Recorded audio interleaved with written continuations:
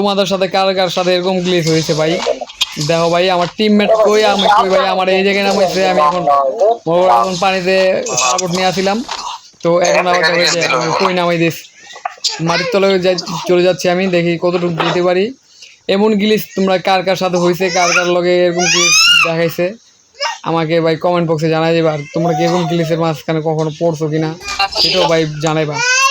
দেখো আমার টিমমেটটা বলতেছে যে কিভাবে বের হওয়া যায়, কিভাবে কি করা যায়, কিন্তু আমি কোনো পাইতেছি না, সিস্টেমই পাইতেছি না যে এখান থেকে আমি বের হইব কিংবা কী করবো।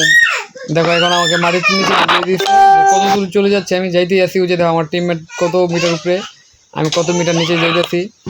তো দেখা যাক কত মিটার নিচে যেতে পারি, তোমরাও দেখতে থাকো। আর তোমরা কমেন্টে জানাইবা তোমাদের সাথে কি এরকম গ্লিচ কখনো হয়েছে কিনা।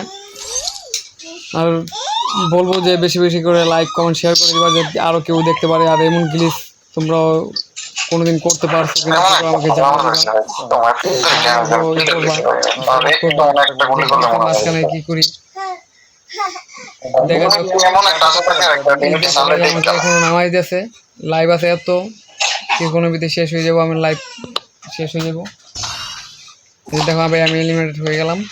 এখন আমি ক্লিয়ার হইতে চাইতেছি, ক্লিয়ার হইতে পারতেছি না ভাই।